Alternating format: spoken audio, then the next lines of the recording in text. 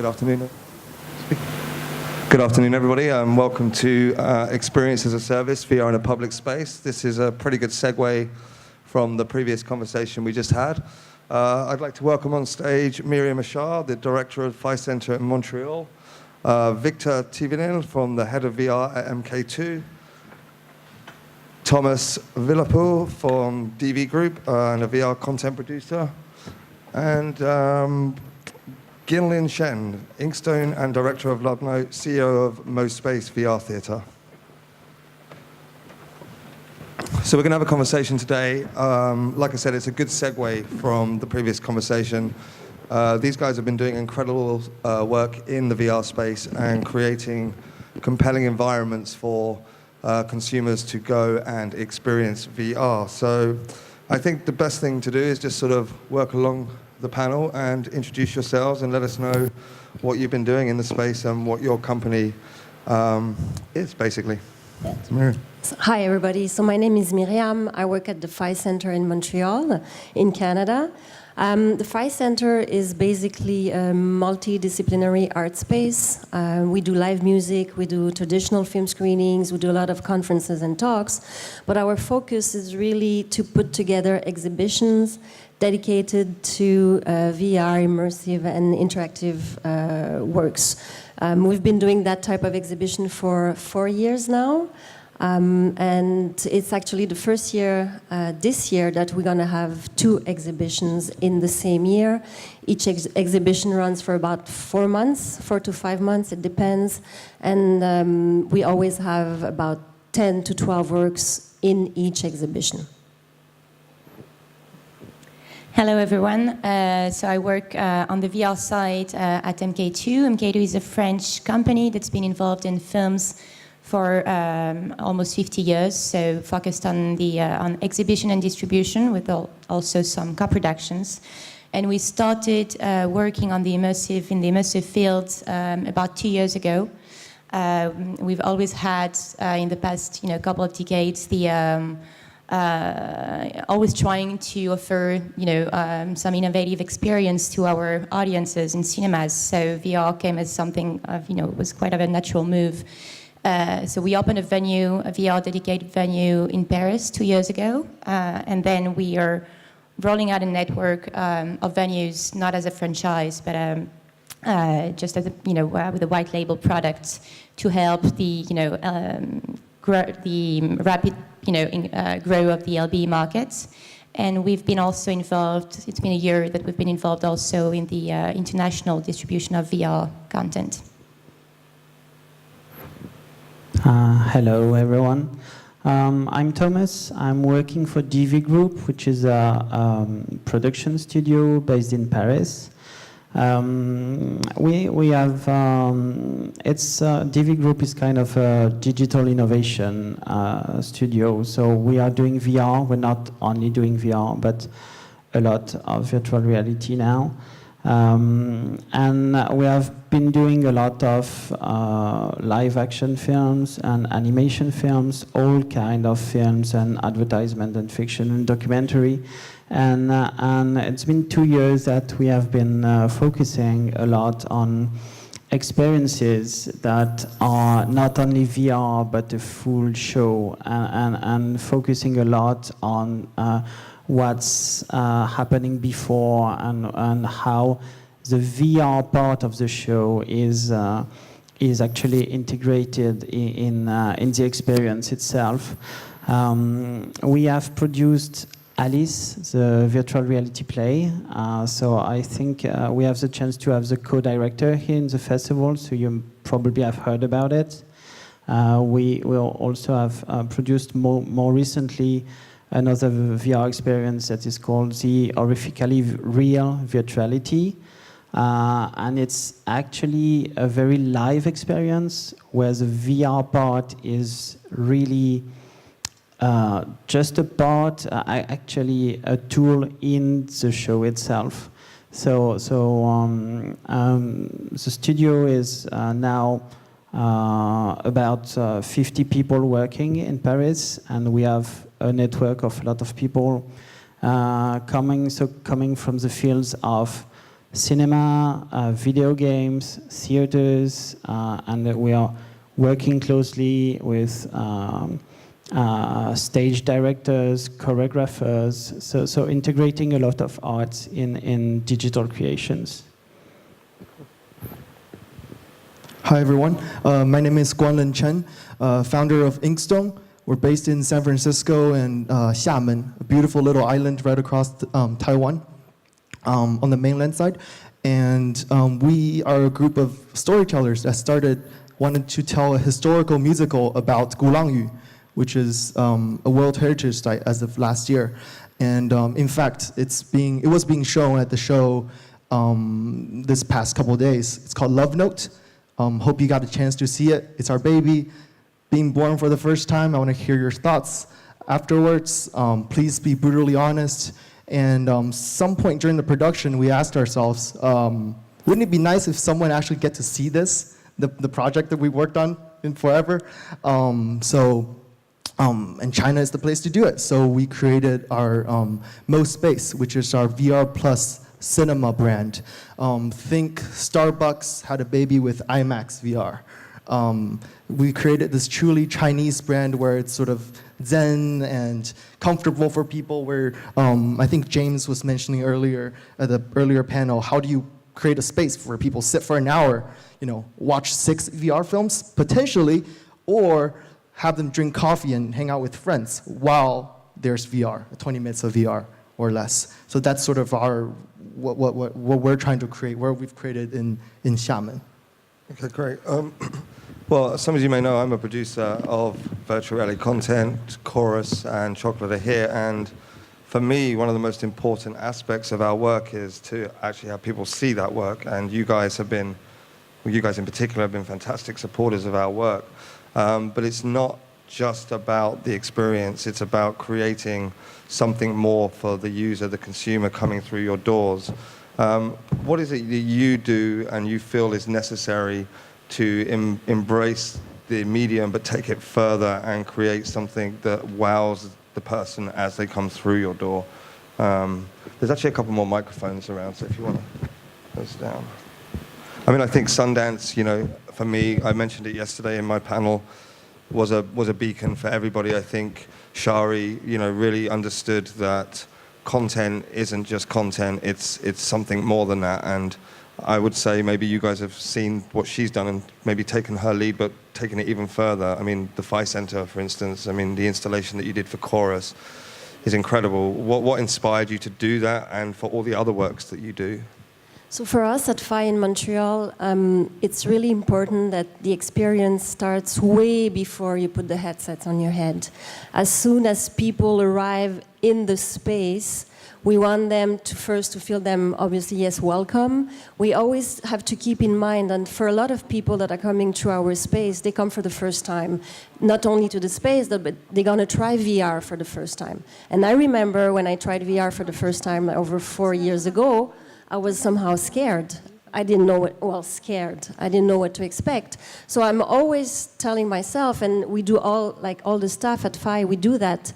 We somehow think, okay, you probably come for the first time, so we welcome you. We try to guide you also through our spaces, through our experiences. We often ask people, what kind of experience would you like to go through right now? Would you go through something more like a documentary, something more fun? And then we go with you to your first experience. We sit down with you, and then before we put the headsets, we're going to tell you a little bit what you're going to see. So for us, it's a way we contextualize everything. Yeah, it's not just about making a space that looks cool from your thoughts. It's about looking at the content and creating something that relates to that content. Totally. And yeah, the same, Victor. I mean, Yeah. You're obviously got the pods that you're bringing around and you fit into a space that somebody else has created, but I know in France you've kind of got your other centers that you're working on. Yeah. I guess it's the same thing. Something which is interesting is that for most of us, the opening and creation of new spaces is always driven by showing experiences. That's how MK2 was born 50 years ago. It was, starting producing, directing films that were not able to be distributed through the, usual cinemas back then. So then the company started opening cinemas and created a distribution company. And I think it's something that's, we have in common. The MK2 cinema has a kind of different model since it's not a gallery. What was important for us when we created the space and the stations themselves was to create a structure that was open, to really enable and initiate, trigger interactions between the staff and the audience, to introduce them to VR, because we also welcome mostly first-timers in the venue, and also interactions between the people who mostly come in groups. We have kind of the same audience that we have in cinemas. So the structures themselves are very open, so very well suited also for multiplayer experiences and chorus, for instance. So if some of you guys have seen chorus here, this is the structure that we developed. So yeah, this is, and when we are now selling this product to a lot of other locations, it could be museums, cinemas, or just new VR centers. And what we do when we sell them the product itself, we usually send also a lot of tutorials for the staff, the local staff, to help and train them how to welcome the audience. And we also have like some pitches for each of the experiences that we can provide to help them, introduce the content, the experiences to the public. And the way it's structured is that there's one experience per station. So it's important for us that the people take off the headsets. You put on the headset for one specific experience, and you don't go from one experience to the other, keeping the headsets on your head, to really be able to enter some kind of, very specific author universe, and then move forward to another station to discover another content. Yeah, I mean, before we move on, I think that's a really good point, because the 6-person pod gives the ability not only to support a project like Chorus, which was just very good timing, by the way, but it also gives the opportunity to have like 6 different experiences running through that pod at the same time. And so, like you say, you can jump out of one and jump into the other, and that fluidity that for the user is really great. Yeah, and that was kind of when we opened it. It was kind of not very traditional, because we saw a lot of VR stations that were much more closed, with the idea that people don't like to be seen when they're in a VR experience. Creating that much interactions between the people has actually been really fun in the venue. It could be like a multiplayer experience, or, as you said, different experiences, on each of the stations. You hear some people laugh when you're going from one experience to the other. You see some people dance in another experience, and this has really created some kind of emulation at the venue, and helped. It's been open for a year and a half now, and we had a very good year last year, and the admission stats, continue to be quite stable. So that's a good sign. Cool.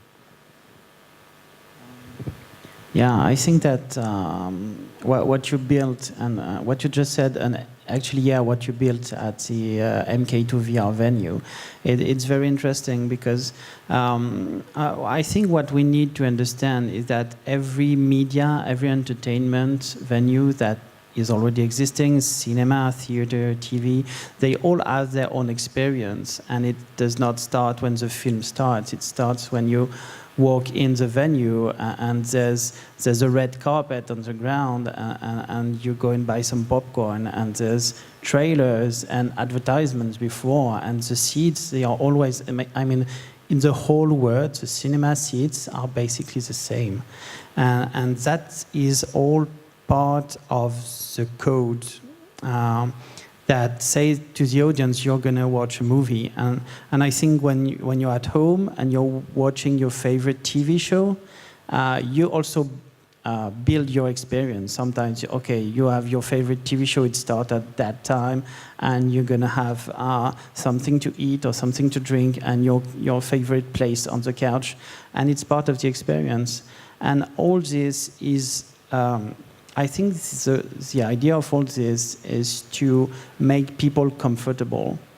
And what the problem we have in VR, and as content producer, the problem we have in VR is that people that never have tested VR, they are very excited, but also a little bit frightened by the experience. And that's why all the first experiments that were done in VR, in the very early stages, it was a lot of scare, fright experience, horror and roller coasters, because it's very easy to make someone uncomfortable in VR. And as I think what the point of what you both are working on is how to make the audience comfortable and ready, in a state of mind that they're ready to enjoy the experiences. And at the same time, we don't want to recreate the same experience as the other media, because it's a new media and it's new experiences, so we want to play with that too. Well, I think that's an important point, because whether you're at home or at a location base, you've got people coming into VR for the first time, and I've seen it myself when I've shown somebody experience. It's freaked them out, and it's actually turned them off VR. So that's another thing you have to consider when people are coming through. Have you done VR before? Which experience should they see first? Because otherwise you're going to actually alienate them from the experience. I mean, most space is up and running now, right? So, this is a new thing for you guys in China. Are you having to really focus on that as well? Because, you're going to have people that have never done VR before, and you don't want them to get scared and never come back to your venue. So do you kind of look at the demographics that you've got coming through and go, okay, you should probably try this one first rather than that one first, Yeah, he just answered my question, so I'm done. That's not my time. No, yeah, absolutely. I think most space, 90% of our audiences are first-time VR users or people who don't even know what VR is. It's not that's even a huge percentage. It's like you have to explain to them what a phone is and then have them download the app on the same day. Yeah. That's the challenge we're facing today. And yeah, I think we come at it on the content side from two angles. One is picking your content, and two is knowing your content. So picking your content, it's like you have to find the right content that with the right story that fits in with your narrative as a space as well. It's not just up to the content providers to tell a narrative of their own.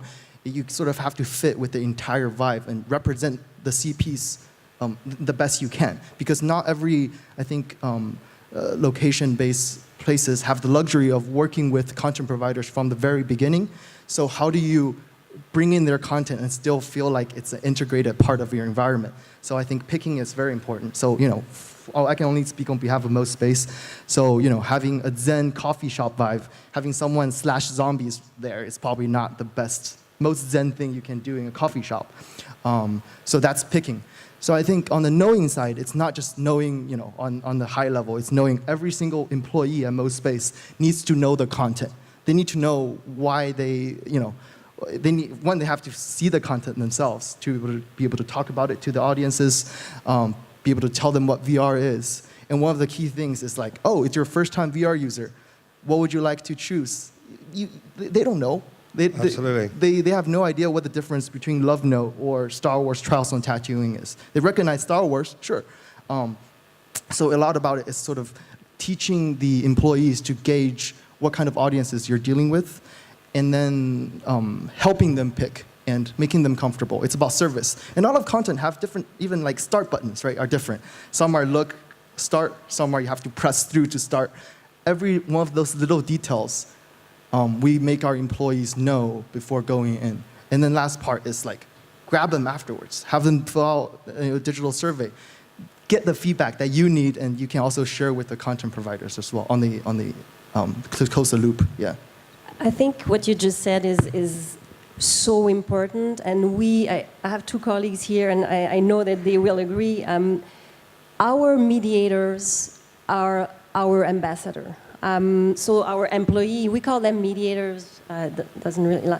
So we spend a lot of time with them before we open the exhibition. We train them for like more than just a couple of hours. Like most of the time, if let's say we have 10 works as part of an exhibition, we'll spend a good 2 days with them, with people that are going to, of course, first they will go through the experience, then we'll have people telling them about the experience. When it's possible, we'll have the artists coming in and tell them why they did that piece. And that's, for me, especially, with Chorus, as I was saying, and even Chocolate, what I want people to understand is what they're going into and to give them a bit of context. So, I was saying earlier, when I do the introduction to Chorus at events, it's like, welcome to Chorus. You're one of 6 intergalactic female warriors.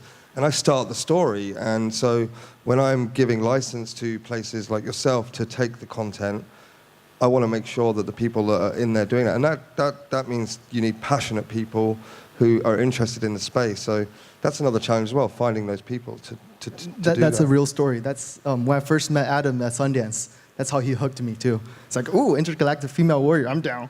Everyone wants to be an intergalactic female warrior. So yeah, it's really important that it goes beyond just a nice installation. It's an embodiment of a whole service. And on a very practical level, there's also the way the mediators or the people working at the venue physically interact with the visitors, as it's a lot of first timers, as we said. It's the way you help them, with some of the interactive parts, in one experience, if they're having troubles understanding how it works, the way, like how you never put a headset of the head of someone without, any other physical nod as before, because it's very disturbing for someone to be pulled out of an experience in a very, drastic way like this. I mean, it's different from going to the movie theater and getting someone to tear your ticket and take you to your seat, and they don't even take you to your seat. It's more, when you go on a tour of a city and you have a guide, they're passionate about what they're talking about, and I think it's important that you guys are looking for those kind of people. Well, it's actually, for us, it's part of the writing of the experience.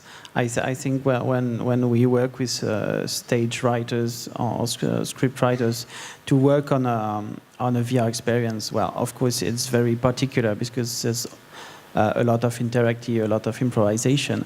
But and we also have artistic directors that would design the look of the whole experience, but that includes what we call the diffusion part. It's really part of the creation. And I think what we were talking about earlier is that it's very important for us to have that dialogue between the content creators and the people that are really in touch with the audience and that understand not only what audience want to see, but also how they would experience it. Yeah, and you mentioned polls. That's something that we've been doing for a year as well. To not only polls, but also having direct feedbacks from the mediators at the venue about this and this experience, and what are the practical and what are all of the feedbacks that they get from the audience to send back the info to the studio as well, because it's that we need the dialogue for creators and also for exhibitors, just to try and have a sustainable business. I think we mentioned earlier when we were talking, I think one of the things that you're trying to encourage now is engagement with the content creators way before, because it's been a case of surveying the landscape of what content's out there and inviting the likes of Chorus, and you've done an amazing job obviously with the installation, but I would imagine you would like to have spoken to us way before, just to kind of see what we could have more collaboration basically with the creators. So, as I said earlier, we've been doing that type of exhibition for 4 years now, approximately. So we do have a bit of experience on what works and what doesn't work. And this is the first year that we are actually we're trying to talk to some producers and artists, and we tell them, let us know right at the beginning what you are planning to do. And not that we want to be involved into the production, but we want to be able to tell them what does work for a location like us and what doesn't work. It's really important, and slowly we have partners in Canada that they do hear us, and they come to us and they say, can you sit at the table with us when we do workshops? Can you share with us your knowledge? And I think this is really important. And what about, where you're at right now with that same situation? Like, China's such a huge marketplace. Are you reaching out to content creators? Are you looking to collaborate with content creators in that way? Yeah, well, more content the better. It's really the mentality now. But like I said, there isn't that luxury of asking a lot of times asking that question in the beginning. So ideally, I would love for VR to hit that place where it's like movies, right? Go into production of any film project that your film will be watched on 16:9 silver screen, wide screen. Great, you design for that. But I think CPs now are, have their own languages. Everyone is, developing VR, let's say 3, 4, 5 years, have a certain grammar down for VR content creation, but everyone is still trying to push boundaries. Like, for example, like our Love Note, knowing that, VR makes people sick, that we should probably be careful with movement, we have a steady cam sequence in the end. It makes people a little dizzy, but it's part of the design, and knowing the language, we broke the rules. But I can imagine how that kind of little, that decision could influence how it's played at a location, at an experience. It could lower the user experience for sure. So I think for us, it's working with talented content creators, bringing in the right type of content to MoSpace and to China at large. I think Chinese audience, we're really fortunate because Chinese audiences have a really high tolerance for stuff, just anything. It comes from one spectrum of food culture to viewing culture. So I think that's a big part of it. We don't have, with knowing the rules, I don't think we have to be stepping on glass or be too careful when it comes to the China market. I think for Chinese audiences are pretty understandable. It's sure people are going to get upset. It's sure you make sure people know what they're getting into. Don't get me wrong, service is huge, but I think this is the place to do experimentation. This is a place to test the market. It's the biggest market, so. Yeah, there's a couple of concerns I have just with, licensing, for instance. You guys, come to content creators like us. We, distribution agreements and, there's an agreement there in place. And then you guys create an environment, like I said, that really fits for what we're doing. A little bit of my worry is that there's too many LBEs opening across the world because everyone thinks they can open an LBE. And it scares me in China, actually, more than anywhere, because, there's so many places that come to me looking for content, and then I look at the plans of what they're trying to do, and I feel like it's just like there's an alienation that's already going to push people back from VR once they go and experience them. It's not really a question, it's more of a statement. But the other thing as well is, we don't want to just have VR for, a certain age group. Like, VR is a medium that is going towards, every other type of content consumption, even, anybody in their 60s, 70s, 80s, has a cell phone. There's no restrictions to that, and I want people of all demographics and all ages to experience VR. So I think there's more to, again, more than just, the installation, more than just the introduction. It's about what else you provide around that as a service so that you can make everyone feel welcome. I know the Phi Center is a museum, right? So it's a kind of museum. You already have a kind of introduction to people coming there because it's a museum. I mean, what actually inspired you to then add VR into the museum? And have you seen sort of such a varied amount of people coming to the experiences because they were coming to the museum in the first place? So the reason we started to do what we do today is that our actually founder and director, her name is Phoebe Greenberg, she got to meet a Montreal studio called Felix and Paul. Felix and Paul are quite well known in the VR industry, and they came to her it's now over 4 years ago, and they asked her if she ever heard about VR, and she said, no, what's that? And they say, well, instead of explaining to you what it is, you want to try it. And then she tried, what's the name? Sorry? Patrick, Strangers, the first piece that Felix and Paul produced. And she just removed the headset and she said, I'm in. So that's how we slowly started to understand what VR is and it opens doors. And That's how we really got into the VR world. And we felt that we needed to democratize the access to VR because it's not true that everybody has a headset at home. It's not true that, and even if everybody had a headset at home, location-based are still so important because you want to share after. You want to talk to people. You want to exchange. I want to tell you how I felt about Chorus when I did it at Sundance. I was like, I had a smile like this, and I was like so happy. This is important, like human relationship. Absolutely. Victor, with MK2 as well, I mean, same thing. You're an entertainment company. I mean, so you're used to having a various demographic coming through for movies, etc. So have you seen the same thing? You've already got that kind of base for like the different age groups and whatnot to come into VR. Yeah, when we first opened, I was telling you earlier, but we were expecting to have a different demographics at the VR space than the one we have in the cinemas in Paris and in Spain. We expected a younger audience, more male-driven, and we were proven wrong very quickly. We have the exact same audience at the VR space than we have in cinemas, so it's very diverse in terms of genres, age, backgrounds. And most people, all the people, come in groups, friends, couples, families, and we because we saw how young people and kids in particular, were responding to the programming. We also recently launched and are experimenting some special sessions dedicated to kids to be able to really curate a program which is well suited. Very short experiences that can be, put the headset off, of course, in between each content to be, able to really talk to the kids and, again, create, social, interactions.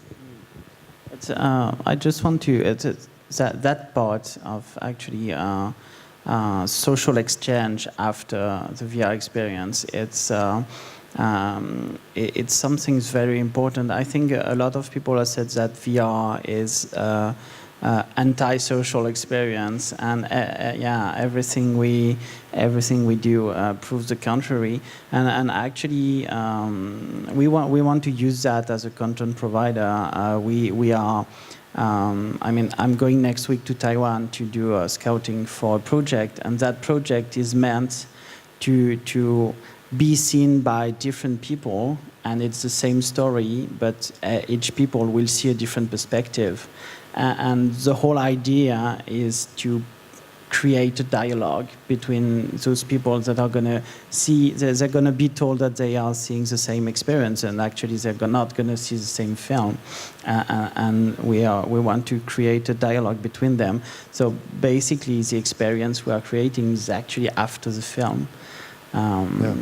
And also I wanted to come back on something you said that was very interesting, is that everyone now wants to create an LBE, and you're absolutely true. And we had that problem a few years ago where everyone wanted to do a headset, and we had very, very bad headsets going in the market. We won't name them. That's right. And we have the same problem with LBE. I think what the work you are doing with providing the pods and stuff is very good alternative to that problem. Yeah, for us it was really because we encountered a lot of issues when we first opened the venue in Paris. We come across training the people who work there, like a lot of and also practical details.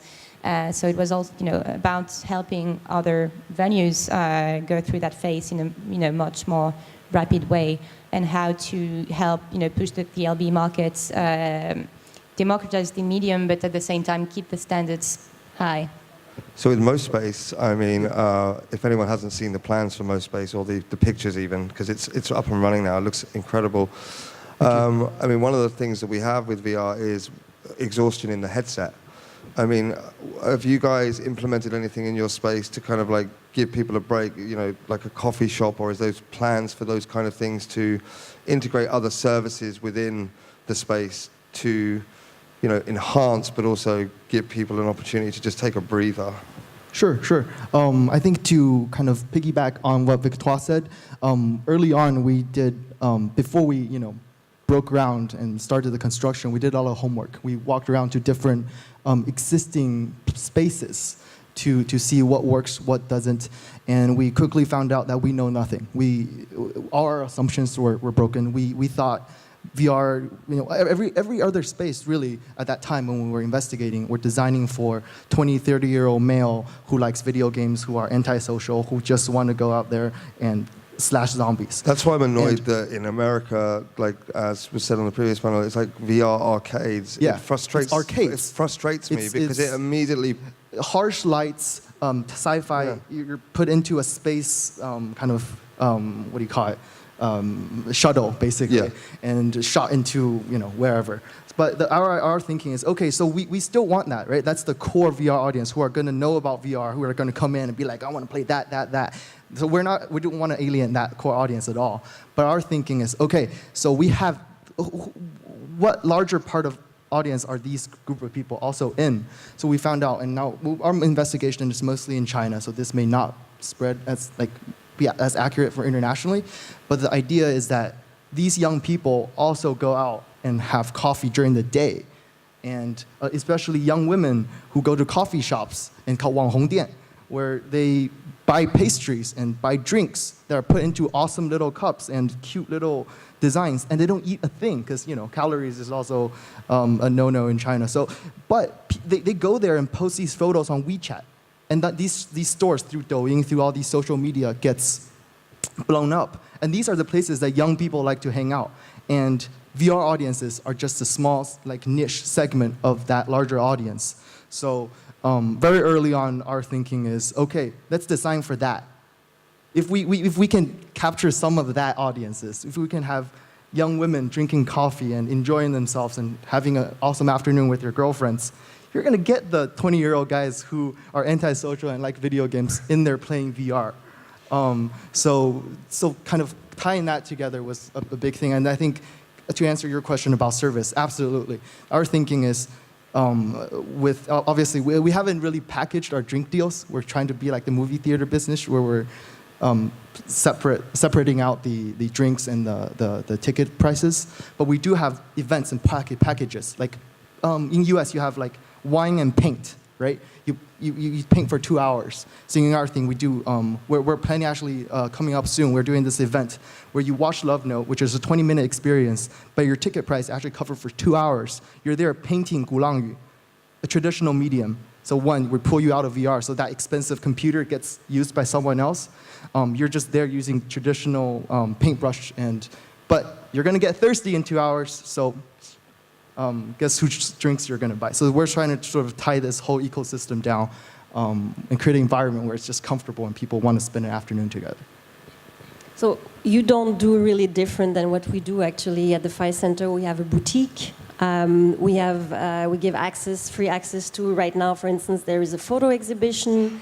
In the basement, there is an installation about a short film we produced. So yes, the exhibition is the core, but then you have to offer something more. You have to.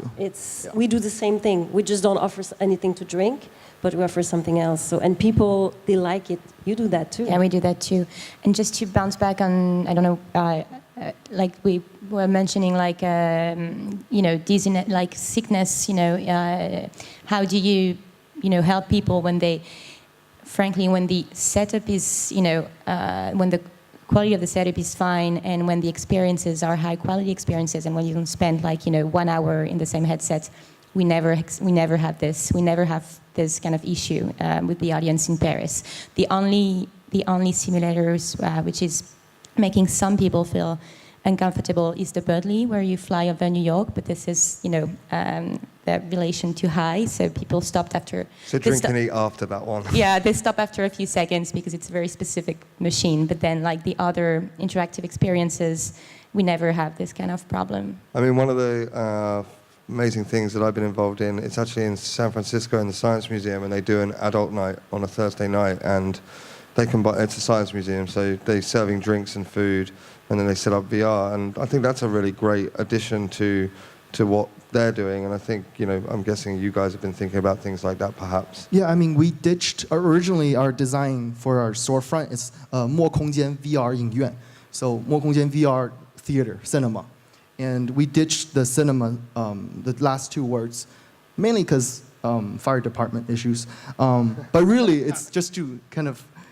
distract the attention away from the fact that we have a public venue for theater. But really, we change it to a VR plus. So the idea is that most space will be an environment that's accommodating different, tying to various traditional industries rather than a cinema, because people have an idea of what cinema is. And I think people in earlier panel were discussing, this is a different medium. Give it the space it needs to grow rather than tying it down to this is a theater space.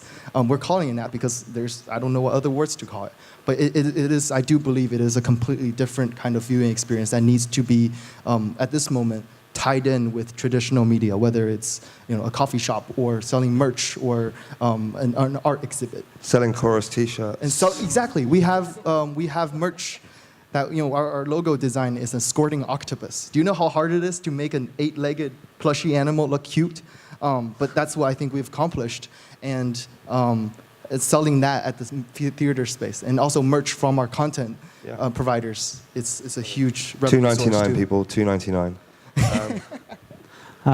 Actually, I have a question for my three other panelists. It's a basic question of budget, because when we've been dealing with distribution of an experience that requires a lot of people to operate. So how do you deal with, because VR still requires a lot of people, even if it's not to operate the techniques, but just to welcome people and to deal with all the explanation stuff? By doing it in China because it's cheaper. I mean, the business model doesn't really make sense. Literally, I mean, we have in permanence, we have 8 staff, 8 mediators that are welcoming 45 people, because we limit actually the number of people per slot of 3 hours. But that's what we decided to do, and we feel we have a responsibility to do it. But yeah, doesn't make sense. I think For because now. yeah, I think because we have a different different venues and different models, and our objective is really to help rapid growth of the market, and because we also cannot, the way we structure the venue, we cannot accommodate installations and like pieces that require very specific setups. So to answer your question, we cover the costs. We welcome 15 people at the same time. There are 13 experiences, 2 to 3 people welcoming them. And yeah, managed to make it work. Not saying that it's profitable, but we cover the costs. Well, I mean, from a content creator perception, it's about getting our content seen.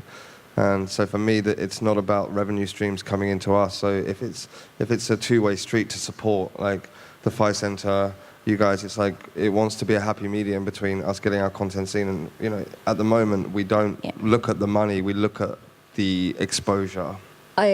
It's great, but I have what we do. We do pay absolutely a small amount of money, like a licensing fee, to each artist that allow us to show their work for It's as not part of big. an exhibition. It wouldn't be fair to just say we're gonna have like 15,000 people, which is a lot for Montreal.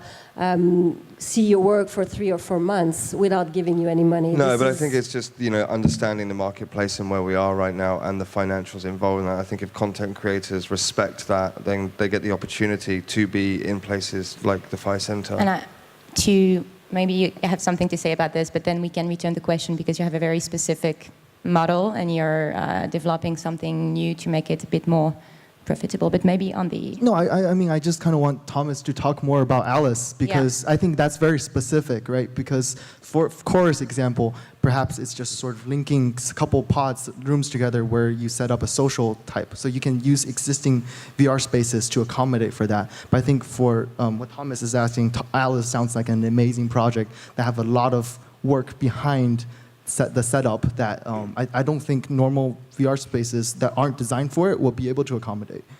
Well, that leads me on to my kind of closing questions we're getting at. Is because we're now, you guys are supporting headsets and you're restricted by tethering. And what I love about what you guys do is you take that into consideration, you make sure the cord is out of the way, and it gives people freedom. But we're entering in a new world in the next couple of years with tetherless headsets, which opens up a whole new range of experiences and kind of installations. I mean, it's exciting. Does it scare you a little bit by the scope? I'm assuming it excites you with what you're going to be able to do, because we're going to have the opportunity to roam freely, like completely freely, among rooms, upstairs. I mean, are you thinking ahead to those moments and what you might be able to do? Just to answer very quickly and then let the others speak. It's very first stage, but we're just, in all of the new cinemas, either the cinemas that we refurbished or the new cinemas that we acquire, we always try and have now spaces that are kind of hybrid to enable, to be able to accommodate future immersive, works that are going to be completely, different and always evolving. I mean, we at FI are really excited about, we did show Alice, shout out Matthias, we did show Alice for 2 weeks at the FI Center, and we feel that when VR meets immersive theater or when VR meets another medium, it's so exciting. And somebody earlier was talking about Hero. Hero is so powerful, and we are looking to welcome more and more of that type of experiences at the FI Center, for sure. That's actually pretty much a guiding beacon of what's coming, actually, and it's really scary.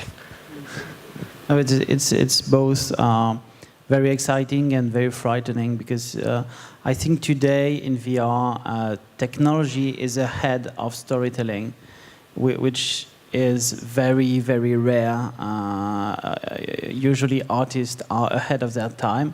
And now the possibilities opened by technology today has not been covered by the artist at all. We have years of work to explore all that territory.